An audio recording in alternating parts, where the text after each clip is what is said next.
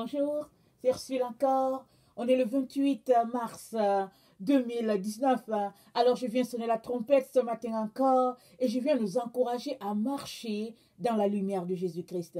Pas dans le semblant de lumière que ce monde nous présente, pas dans cette lumière-là qui n'est au fait que de la séduction, mais la véritable lumière. Et cette lumière-là, c'est Jésus-Christ. Seuls ceux qui sont connectés à Jésus-Christ savent discerner la vraie lumière de la fausse.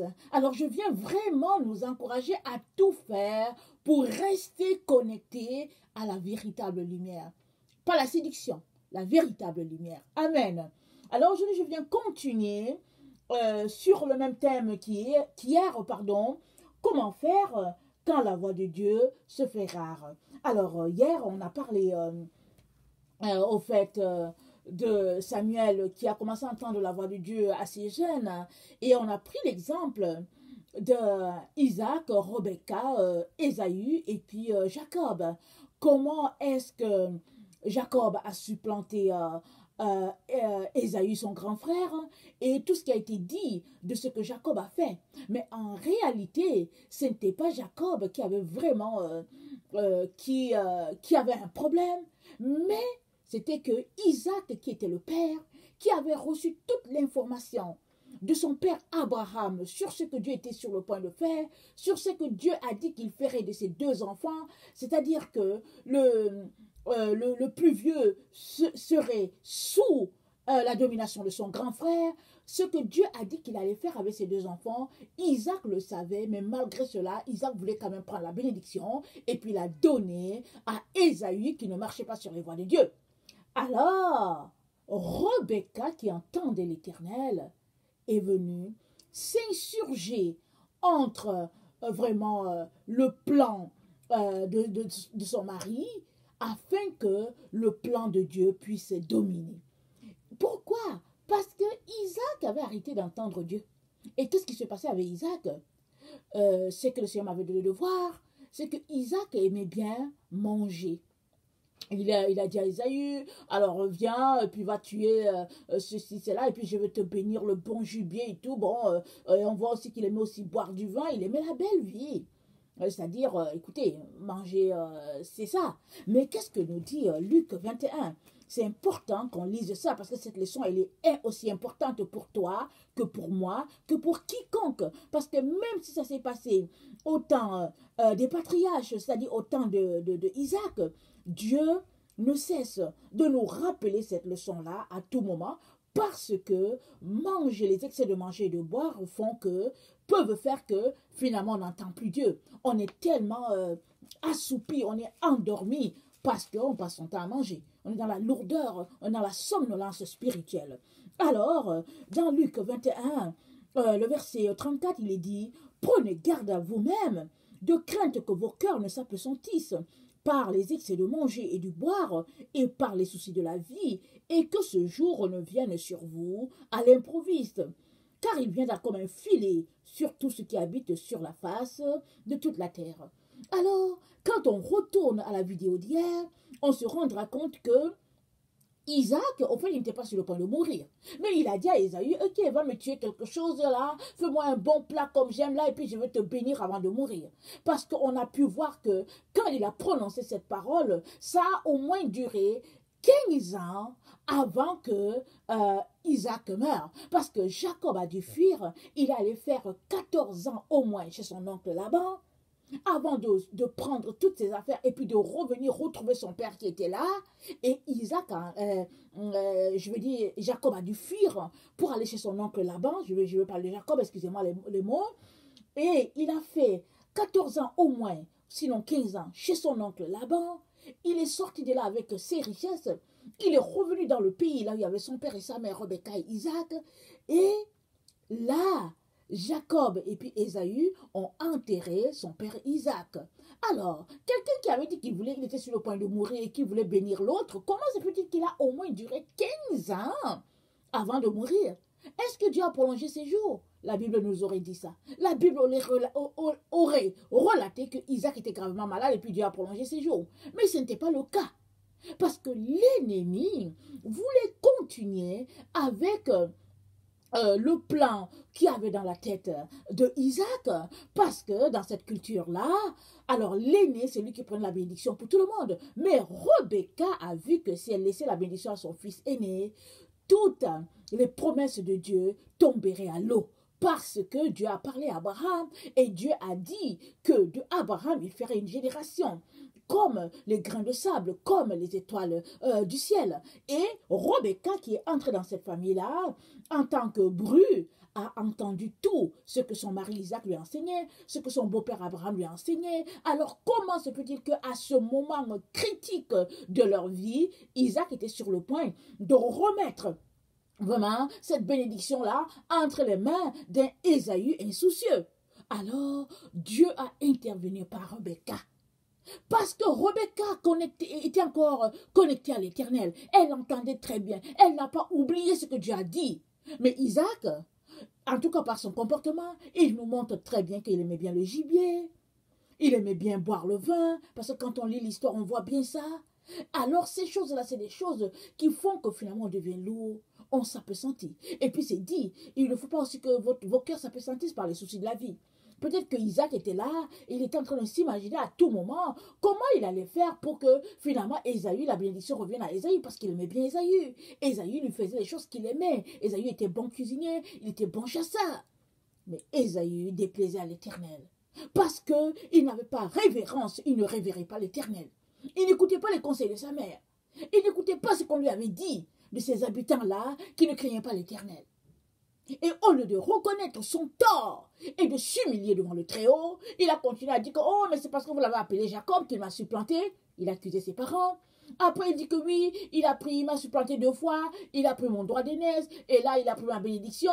Mais qui a vendu le droit d'aînesse? C'est Ésaü encore. Parce que quand Jacob lui a dit, ok, vends-moi, Ésaü a dit, qu'est-ce que tu veux que je fasse avec? C'est ça qu'Ésaü a dit. Quelqu'un qui est consciencieux, qui est soucieux du rang que Dieu lui a donné, de la crainte de l'Éternel, il ne dira pas des choses comme ça. Il va venir plutôt négocier avec son petit frère pour lui dire que, oh non, mais Jacob, s'il te plaît, aie pitié. Il pouvait dire, non, je ne te vends pas mon droit. Écoute, je vais te tuer une biche ou quelque chose. Il aurait pu négocier autrement. Mais il a lancé une parole en l'air. Et nous devons faire très attention. Parce que ce qui nous arrive, c'est le résultat de nos paroles, le fruit de nos paroles. Nous devons faire très attention. Et Ésaü n'a pas été capable de se tenir là devant l'Éternel pour dire, Père, je te demande pardon. Il a accusé ses parents d'avoir nommé celui-là Jacob. Il a accusé Jacob de l'avoir supplanté et tout, mais c'était lui qui était le problème. Et Rebecca entendait encore Dieu. Elle est restée à la vérité que lui a enseigné son beau-père Abraham, à la vérité que lui a enseigné Isaac. Et même cette Rebecca a consulté l'Éternel. Et l'Éternel lui a dit que le plus jeune va dominer sur le plus petit. Le plus jeune va dominer sur le plus vieux. Alors parce que c'était des jumeaux, Rebecca n'a pas oublié. La crainte de l'Éternel l'a pressée à faire ce qu'elle a fait, afin de sauver l'héritage de l'Éternel, cet héritage-là qui est entre tes mains, toi et moi aujourd'hui. Si nous avons aujourd'hui la Bible, si nous sommes appelés aujourd'hui enfants de Dieu, c'est parce que Rebecca a intervenu dans cette situation afin vraiment que la gloire de Dieu soit répandue sur la terre. Alors nous devons nous arrêter et nous questionner sur nous-mêmes. Est-ce que nous entendons encore Dieu? Ou bien est-ce que nos cœurs se sont appesantis par les soucis de ce monde, par la vie de ce monde, par la tiédeur de ce monde, la tiédeur de la Odyssée? On passe le temps à faire comme les autres. Oh, oui, c'est la mode. Oui, c'est le temps de lumière. Oui, c'est le 21e siècle. Il ne faut pas quand même être dur. Il faut savoir comment parler aux gens. Et puis, et puis, entre-temps, Dieu a un plan sur nos vies. Il a un plan pour l'humanité et on est là en train de perdre le temps dans les futilités, dans des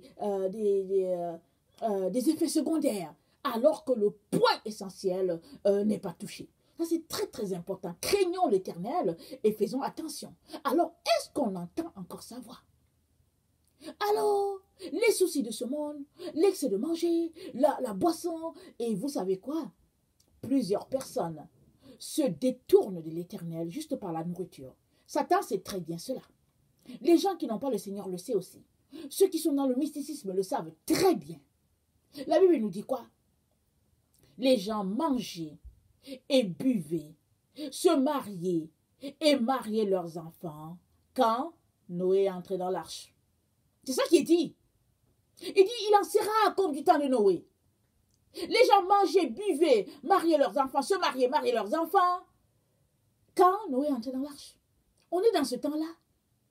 Les gens courent après l'argent, après l'or, après les grosses maisons, les Lamborghini, et puis les projets de voyage, et puis toutes sortes de préoccupations qui, en fait, n'intéressent pas Dieu. Dieu se soucie de ton âme. Où est ton âme en ce moment-ci? Ton âme est-il au bon endroit? Ton âme est-il connectée au Seigneur? C'est de ça qu'il est question. Parce que le Seigneur ne veut pas que tu sois perdu.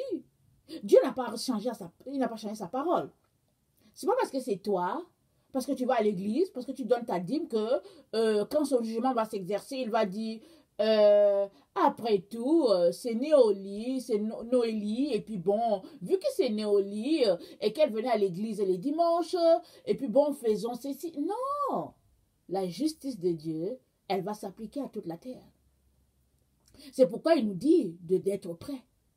C'est pourquoi il nous dit vraiment de craindre et de tout faire pour entendre à nouveau l'Éternel. Alors, quand la voix de l'Éternel se fait rare, qu'est-ce que nous devons faire? Alors, nous avons l'exemple de Samuel, 1 Samuel 3 que nous avons lu hier. Alors, dans le 1 Samuel 3, juste le verset 1, ça nous dit que le jeune Samuel était au service de l'Éternel devant Élie. La parole de l'Éternel était rare en ces temps-là. Les visions n'étaient pas fréquentes. Alors, ces moments-là, ça arrive tout le temps sur la terre. Alors, Israël a connu un temps comme ça. Dans la Bible, le temps des juges, c'était un temps où les gens faisaient ce qu'ils voulaient. Alors, Dieu suscitait un roi qui craignait l'Éternel, et puis quand ce roi-là mourait, le peuple retournait à faire ce qu'il voulait. Et même quand on lit Juge 19, on est traumatisé par une situation où les Benjamites ont vraiment abusé sexuellement de la femme d'un Lévite, et après ils l'ont démembrée, ils l'ont coupée en morceaux. Non, ils ont abusé d'elle au point où finalement elle est morte. Elle n'était plus capable de se tenir debout, imaginez. Et son mari, qui est un Lévite, a pris, il l'a découpé en 12 morceaux, il a envoyé un morceau à chaque tribu pour dire, voilà un peu ce qui se passe un peu dans notre pays.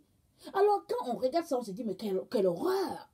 Mais c'était les enfants de Dieu, les Israélites. Voilà comment ils sont comportés, pour vous dire, un temps où c'était vraiment l'anarchie dans cet endroit-là de la terre. Le peuple faisait ce qu'il voulait. La voix de Dieu était rare, c'était une situation difficile. Mais il y a eu une personne qui a subi le désert de cette époque-là. Et c'était Anne, la maman à Samuel. Elle était stérile. Vous savez, la stérilité, c'est quelque chose de difficile. Très difficile pour les femmes. Mais Dieu, souvent, se sert de la stérilité pour répandre sa gloire. Si on se rappelle bien, Élisabeth et Zacharie n'avaient pas d'enfant. Élisabeth a été stérile et elle a conçu Jean-Baptiste au moment de sa vieillesse. Et Jean-Baptiste est venu pour vraiment marcher comme un prophète devant l'Éternel. On se souvient que notre mère Sarah était stérile pendant longtemps. Jusqu'à 90 ans, elle était stérile. Dieu leur a dit qu'il leur donnerait l'enfant. Ils ont imaginé que c'était avec la servante. Et puis finalement, Isaac est venu. Et ça a été une source de bénédiction. Et il y a beaucoup, beaucoup d'exemples. Israël a marché vraiment dans le désert. Le vrai désert. Ce n'est pas une situation spirituelle. Le désert, Israël était dans le désert. Et là, ils ont crié à l'Éternel. Ils ont dit non, ils ont crié. Vraiment, c'était la détresse la plus totale. Et c'est dans Exode 16, on va lire, dans Exode 16. Excusez. Ok, Exode 16, à partir du verset 9.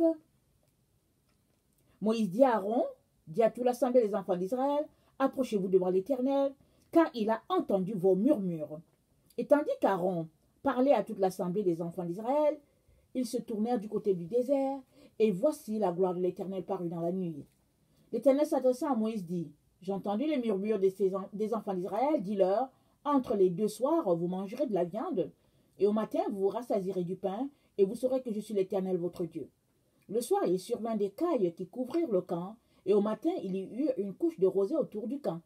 Quand cette rosée fut dissipée, il y avait à la surface du désert quelque chose de menu comme des grains, quelque chose de menu comme des gelées blanches sur la terre. Les enfants d'Israël regardèrent et ils se dirent l'un à l'autre, qu'est-ce que cela? Car ils ne savaient pas ce que c'était. Moïse leur dit, c'est le pain que l'Éternel vous donne pour nourriture. Voici ce que l'Éternel a ordonné. Que chacun de vous en amasse ce qu'il faut pour sa nourriture, un homère par tête, suivant le nombre de vos personnes. Chacun en prendra pour ceux qui sont dans sa tente. Les Israélites firent ainsi et ils en ramassèrent les uns plus, les autres moins. Donc voilà. Alors dans un temps où ils étaient dans le désert, vous savez que dans le désert, il n'y a pas de marché, il n'y a pas la nourriture qui pousse, et c'est le désert. Il fait chaud, il n'y a même pas d'eau. À un moment donné, le peuple s'est plaint et puis ils ont crié. Et puis même Moïse, on se rend compte qu'il avait un problème de colère. Il a frappé le rocher et l'eau est sortie de là alors que Dieu lui avait dit frappe le rocher là et puis l'eau va jaillir de là. Et cette eau-là qui a jailli du rocher, c'était Jésus-Christ qui, au fait, les suivait. Et il était le rocher qui était là. Mais Moïse l'a frappé dans une colère et puis ça Dieu n'a pas aimé. Parce que Dieu n'est pas un Dieu, il est un Dieu plein d'amour pour ses enfants. Et il n'a pas demandé à Moïse de frapper le rocher dans la colère. Il a demandé à Moïse de frapper le rocher pour que l'eau sorte parce qu'il voulait que le peuple voie sa gloire à lui. Mais plutôt, c'est plutôt le caractère de Moïse qui est sorti de là, c'est que le Père n'a pas aimé. Mais toujours est-il que, pour revenir à notre sujet, lorsque la voix de Dieu se fait rare, c'est que c'est toujours pour nous bénir. Alors si tu te retrouves dans une situation de désert, très très souvent, si tu vas dans la présence de l'Éternel, et que tu t'humilies devant la sainteté de son trône, et que tu portes vraiment tes peines devant lui, la Bible nous dit, Dieu ne dédaigne pas un cœur meurtri et contrit. Dieu ne dédaigne pas un cœur humble et contrit. Il ne dédaigne pas cela. Et souvent, c'est toi encore que Dieu va utiliser pour aller bénir les autres. Parce que ton désert t'a apporté de la bénédiction, non pas seulement pour toi, mais pour tout le monde. Alors, si tu passes par le temps du désert, pose-toi la question, Seigneur, pourquoi faire? C'est-à-dire que Seigneur, viens à mon secours. Ne rejette pas forcément ce par quoi tu es en train de passer. Parce que très très souvent, Dieu est dedans. On est une génération qui n'aimons pas la souffrance. Surtout cette génération du XXIe siècle, habituée au micro-ondes, habituée à toutes les facilités possibles. C'est notre génération. Et cela peut faire que on associe notre situation à nos requêtes vers l'éternel. De telle sorte que si on vient prier pendant 30 minutes et qu'on n'a pas de réponse, on se dit, ok, je vais aller faire ceci. Et on s'imagine que bon Dieu est comme ça, alors on lui prête des intentions. Mais Dieu n'est pas un micro-ondes. C'est un Dieu de relation. Il n'a aucun problème à te bourrer de tout ce que tu demandes. Mais à la fin, qu'est-ce que ça t'aura fait? Ça ne t'aura pas profité. Ça aura fait de toi un bébé gâté. Vous savez, il y a des bébés, de ces bébés-là, dès qu'ils vont, on leur donne ce qu'ils veulent. On leur donne ce qu'ils veulent. Mais quand on regarde ces enfants-là, avec les autres enfants qui souffrent, qui sont dans la galère, on va voir qu'il y a une grande différence. Celui qui fait et on lui donne tout, il sera moins musclé, je veux dire, pas physiquement, mais je veux dire dans les affaires de la vie, il sera moins musclé par rapport à l'autre là qui, il vient demander, après il reste là, il réfléchit, il se dit, mais comment je veux faire pour pouvoir m'acheter cette paire de chaussures? Parce qu'il y a des enfants qui sont capables de s'acheter par exemple une chaussure à 250 $, comme ça, parce que les parents leur donnent par exemple chaque mois 500 $, alors qu'il y a d'autres, 250 $, c'est vraiment aller chercher de l'eau dans le désert. Alors ils vont rester réfléchir pour se dire, mais où est-ce que je vais trouver 250 parce que j'aimerais avoir cette paire de Nike là. Alors, ils vont aller cogner chez les voisins parce qu'ils veulent, par exemple, passer la tondeuse. Ils vont aller cogner chez la voisine parce qu'ils veulent pelleter la neige, etc., etc. Et c'est de l'argent qu'ils auront amassé vraiment avec beaucoup, beaucoup de difficultés et ils sauront comment l'utiliser. Et à la fin, Ils vont aussi pouvoir dire à leurs amis, vous savez quoi? Moi, voilà, pour avoir ma paire de Nike là, voilà ce que j'ai fait et tout. Voilà, comme ça, c'est comme ça qu'il faut faire. Et ils feront très, très attention à leurs chaussures. Ils ne vont pas prendre la chaussure qu'ils ont achetée pour le basketball pour aller sauter là où il y a des roches. Parce qu'ils savent que cette chaussure leur a coûté très cher. Ils vont prendre plutôt une chaussure qui n'a pas de valeur. Qui, peut-être qu'ils ont acheté à 10 dollars, ils vont aller sauter sur les roches avec. Et la chaussure Nike qu'ils ont achetée à 250 dollars, ils vont en prendre soin comme si c'est un bébé. Ils vont l'essuyer, ils vont la nettoyer, ils vont la garder à un endroit spécial et ils vont prier pour que leur pied ne grandisse pas à tel point qu'ils ne soient plus capables de porter cette chaussure-là. Alors, le désert, ce n'est pas contre toi. Quand Dieu permet le désert dans ta vie, quand il l'envoie, c'est parce que il veut attirer ton attention par rapport à quelque chose. Non seulement tu vas te rapprocher de lui, mais quand tu sortiras de là, toute la terre sera bénie à travers ton expérience. Amen. Alors j'aimerais ça qu'on lise 1 Roi 17, le verset 1 à 16. 1 Roi 17, hein, le verset 1 à 16. C'était la sécheresse, c'était du temps de Élie. On a une leçon qu'on va tirer de ça. Excusez-moi, les pages, ça colle. Ok. 1 Roi 17, 1 à 16. Élie, le Tishbite, l'un des habitants de Galad, dit à Akab, l'Éternel est vivant, le Dieu d'Israël dont je suis le serviteur. Il n'y aura ces années-ci ni rosée ni pluie, sinon à ma parole. Et la parole de l'Éternel fut adressée à Élie en ces mots. Pars d'ici, dirige-toi vers l'Orient et cache-toi près du torrent de Kérish, qui est en face du Jourdain. Tu boiras de l'eau du torrent, et j'ai ordonné au corbeau de te nourrir là. Il partit et fit selon la parole de l'Éternel, et il alla s'établir près du torrent de Kéri, qui est en face du Jourdain. Les corbeaux lui apportaient du pain et de la viande du matin, et du pain et de la viande le soir, et il buvait de l'eau du torrent, mais au bout d'un certain temps, le torrent fut à sec, car il n'était point tombé de pluie dans le pays. Alors la parole de l'Éternel fut adressée en ces mots à Élie. Lève-toi, va à Sérepta, qui appartient à Sidon, et demeure là. Voici, j'y ordonné à une femme veuve de te nourrir. Il se leva, il alla à Sérepta. Comme il arrivait à l'entrée de la ville, voici, il y avait là une femme veuve qui ramassait du bois. Il l'appela et dit, va me chercher, je te prie, un peu d'eau dans un vase, afin que je boive. Et elle alla en chercher. Il l'appela de nouveau et dit, apporte-moi, je te prie, un morceau de pain dans ta main. Elle lui répondit, l'Éternel, ton Dieu est vivant. Je n'ai rien de cuit. Je n'ai qu'une poignée de farine dans un pot et un peu d'huile dans une cruche. Et voici, je ramasse 2 morceaux de bois.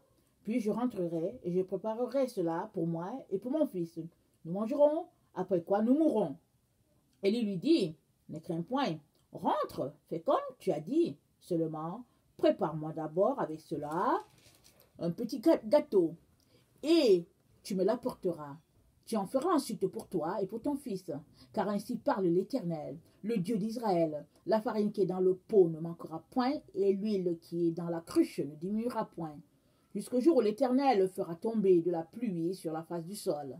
Elle alla, elle fit selon la parole d'Élie, et pendant longtemps elle eut de quoi manger, elle et sa famille, aussi bien que Élie.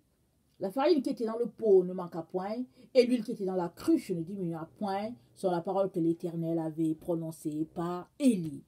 Donc voilà cette situation-là, où Élie, le prophète appelé de l'Éternel, a prononcé des paroles sur la ville à cause du comportement de Akab et sa femme Jézabel. Alors Élie lui-même a prononcé des paroles qui n'y aurait ni rosée ni pluie, sinon qu'à sa parole. Élie se retrouve lui aussi à être pris dans cette situation. Et ce n'est pas en Israël que Dieu l'a envoyé, mais c'est à Sérepta. Et il arrive, et on nous dit que c'est une veuve, ça veut dire qu'elle n'a pas de mari. Et on connaît tout le scénario, on a lu. Et Élie lui dit, fais-moi d'abord à manger à moi, et après tu auras à manger. Vous savez quoi? En tout cas, dans notre siècle, je ne sais pas s'il y a quelqu'un qui sera capable de s'arrêter pour dire que mais celui-là, c'est un égoïste. La femme n'a pas dit ça. Elle n'a pas pensé ça. Elle est allée, elle a fait le peu, la farine qu'elle avait, elle a fait le pain, elle a donné ça d'abord au serviteur de Dieu. Et il y a mangé. Et ce n'est qu'après qu'elle a aussi fait quelque chose pour elle et son fils. Cette femme-là, c'est une femme qui avait une crainte de l'Éternel. C'est une femme qui avait un cœur à bénir les autres. Voilà pourquoi Dieu a envoyé Élie vers elle. Il n'a pas envoyé vers les veuves d'Israël, parce qu'il y en avait beaucoup. Le livre de Luc en parle. Mais il a envoyé vers cette femme-là, dans un temps de sécheresse. Parce qu'il savait que de cette femme-là, il ferait sortir une bénédiction qui se répandrait sur la terre jusqu'à nos jours. Parce que la parole nous dit, au verset 16, la farine qui était dans le pot ne manqua point, et l'huile qui était dans la cruche ne diminua point, sur la parole que l'Éternel avait prononcée par Élie. Alors, si on ramène la situation à un état spirituel, Dieu est en train de dire que, parce que cette femme-là a fait ça, il a continué à avoir du pain sur la terre et de l'huile, c'est-à-dire que le Saint-Esprit sur la terre. C'est ça qu'il est en train de dire. Cette femme-là a perpétué la bénédiction de l'Éternel sur toute l'humanité, parce qu'elle n'était pas juive, elle était de Sérepta. Élie a marché d'Israël jusque là-bas, et une femme, une veuve, avec un enfant sans mari, qui n'avait rien que ce petit bout-là, a quand même encore rassemblé sa volonté pour faire à manger au serviteur de Dieu. Et ce serviteur l'a béni. Il a béni, et cette femme-là, par elle, la bénédiction s'est répandue sur toute la terre. De telle sorte que toute personne qui se pointait chez elle là, il aurait à manger. Il aurait de l'huile. Le Seigneur ne nous dit pas, la Bible ne nous dit pas s'il y a des gens qui sont pointés là-bas. Mais toujours est-il que, alors que toutes les ressources étaient rares, le Seigneur a permis que le pain, qui est le corps du Christ, qui est le pain divin, c'est-à-dire que Jésus lui-même, parce qu'en ce temps Jésus n'était pas encore descendu, Dieu a permis qu'il n'y manque pas de pain sur toute la terre, que la parole de Dieu ne puisse pas manquer. Et l'huile, qui est le Saint-Esprit, était aussi représentée. Donc malgré tout ce qui se passait, malgré vraiment la sorcellerie de Akab et sa femme Jézabel, malgré les prophètes de Baal, parce que malgré qu'on avait tué Jézabel, vous vous rappelez, elle s'était fâchée. Elle s'est fâchée, elle a dit, bon, dites à Élie qu'en tout cas il va voir si moi je ne veux pas lui faire ce qu'il a fait au prophète de Baal. Donc Élie a fui pour aller se cacher. Mais toujours est-il que Dieu n'a pas permis que Élie puisse mourir. Et il a répandu une bénédiction spirituelle sur toute l'humanité à travers cette femme. Il a dit, il ne manquera point de farine dans ta maison, il ne manquera point d'huile. Et le Seigneur a toujours besoin de quelqu'un sur la terre qui puisse se tenir à la brèche pour prier pour les gens. Soit pour prier pour les gens et pour pouvoir répandre la bénédiction de l'Éternel sur les gens. Cette femme-là, elle a répandu la bénédiction par sa bonté. C'était une femme qui était remplie de bonté et d'amour. Parce que vraiment, moi je suis mère et je m'arrête et je me dis, Seigneur, est-ce que j'aurais eu le cœur de cette femme? Je ne sais pas. Dieu seul sait. Mais toujours est-il que, à notre époque, à notre temps, les gens du XXIe siècle, égoïstes qu'ils sont, je ne sais pas ce qu'ils auraient fait. Ils auraient juste qualifié Élie de égoïste et puis de quelqu'un qui pense juste à lui, etc., etc. Mais, voilà quelqu'un. Elle s'est humiliée. Elle a obéi. Élie est resté chez elle. Je ne sais pas ce qu'il est resté 3 ans et demi, je ne sais pas. Mais toujours est-il que la parole de l'Éternel est venue jusqu'à elle. Et la parole de Dieu a dit, la farine qui était dans le pot ne manqua point. L'huile qui était dans la cruche ne diminua point, selon la parole que l'Éternel avait prononcée par Élie. Amen. Jésus était là. Le Saint-Esprit était là sur la terre.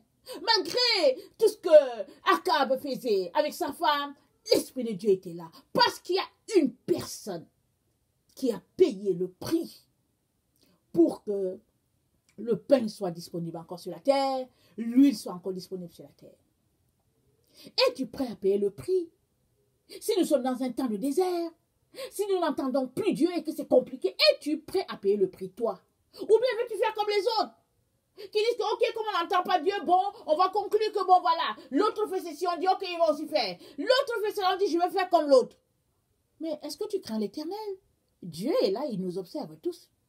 Chacun se tiendra devant lui pour rendre compte un jour des vaines paroles qu'il aura prononcées, des comportements vains qu'il aura exercés sur la terre. Il est donc très très important qu'on puisse craindre ce Dieu-là.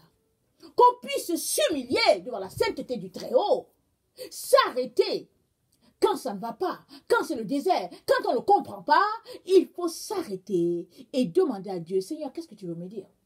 Et s'arrêter, ça veut dire venir humblement devant le Père, s'humilier, genoux au sol, front au sol, prier, pleurer, afin que Dieu puisse non seulement répondre à ta bénédiction et répandre vraiment cette huile-là sur toute la terre et ce pain-là sur toute la terre à travers toi. Amen. Il est très important, mes frères et mes sœurs, qu'on saisisse que si la voix de Dieu se fait rare, ce n'est pas pour nous condamner. C'est parce que Dieu cherche quelqu'un qui est prêt à se tenir à la brèche pour pouvoir prier et intercéder pour toute l'humanité. Alors je prie que tu sois cette personne-là. Je prie qu'aujourd'hui tu t'engages à être cette personne-là qui va prier, qui va réclamer l'âme de tes frères et sœurs. C'est très important. Très, très important. J'aimerais retourner sur ce passage-là qu'on vient de lire parce que c'est un fait. La foi de Najita, si je réfléchissais à ça et le Seigneur me montrait quelque chose de très, très frappant. Alors, on vient de lire Luc 21. Alors, j'aimerais encore qu'on le lise, le verset 34. Mon attention a été frappée par quelque chose.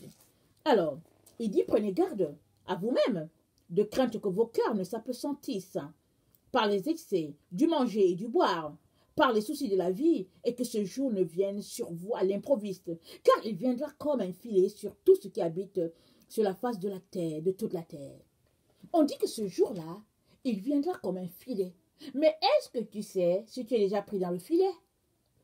Parce qu'il ne faut pas forcément penser que ce jour-là, c'est le grand jour terrible du Seigneur où le jugement va s'exercer en force et où l'épouse sera mise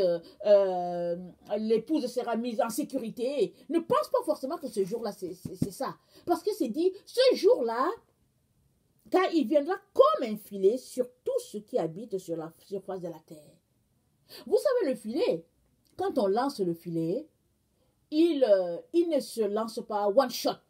Je ne sais pas comment je vais dire. Quand on lance le filet pour aller pêcher le poisson, alors le filet, on le lance. Quand tu l'observes, il s'en va, il tombe petit à petit, petit à petit, petit à petit, petit à petit. Et puis, bop, il arrive au niveau de l'eau. Et puis le pêcheur, il laisse ça là et il s'en va. Le poisson ne sait pas forcément que le filet est tombé. Mais le filet est là. Et vers le soir, ou bien peut-être vers 16h, 17h, le pêcheur ou bien les pêcheurs disent, allons-y, retirez notre filet. Et ils s'en vont, ils commencent à retirer. Ils retirent. Alors, quand ça commence à être étroit, à serrer comme un panier, quand ça commence à devenir un panier, c'est là que le poisson se rend compte qu'il a été pris. Mais là où tu es là, mon frère et soeur, mon frère et ma soeur, est-ce que tu sais si le filet est déjà sur toi? Le Seigneur m'a donné la révélation que le filet était déjà répandu sur la terre. Le filet de l'ennemi est répandu sur nous. Ce n'est pas pour t'effrayer. Le filet est répandu. L'ennemi attend le moment propice pour pouvoir tirer ça, pour rendre ça comme un panier et prendre les enfants de Dieu. Et si jusqu'à présent il ne l'a pas fait, c'est parce que Dieu a empêché encore ça. Parce que Dieu a dit encore non. Et c'est là. Mais si tu es déjà dans le filet, il est important que tu fasses tout ce que tu peux pour sortir de là. Et la seule manière pour toi, à genoux, jeûne, prière, intercession. Et puis, il est important que tu sortes de l'excès de manger et de boire et puis de te divertir dans ce monde-là. Il est important. Tu vas manger au ciel, tu vas boire au ciel. C'est vraiment la vie là-bas. Mais pas ici. Déjà qu'il y a plein de pièges dans tout ce que l'ennemi fait pour pouvoir vraiment ternir la lumière de Dieu sur nous. Très, très important, mes frères, que nous puissions considérer ces paroles-là et travailler d'arrache-pied pour pouvoir vraiment être trouvés purs et saints quand notre Seigneur viendra. Amen. Alors, je viens vraiment nous encourager à méditer sur cette parole-là. Alors, si tu es quelqu'un qui ne connaît pas le Seigneur, je viens te dire que Jésus-Christ est aussi mort pour toi. Il n'est pas venu seulement pour les chrétiens, mais il est pour toute l'humanité. Mahomet, c'est un humain. Bouddha, humain. Confucius, humain. Tous ceux-là sont humains. Jésus, c'est le Fils de Dieu. Il est descendu du ciel comme un pain. Et il est venu sur la terre afin de nous faire goûter le vrai pain qui est Jésus-Christ lui-même. Je viens t'encourager vraiment à chercher Jésus, à ouvrir ta bouche, à l'inviter à venir dans ton cœur. Tu ne le regretteras pas. Amen. Que le Seigneur vraiment nous bénisse et qu'il nous donne vraiment de digérer cette parole-là et de venir humblement devant son trône. Alors je vous aime beaucoup et Dieu davantage. À la prochaine.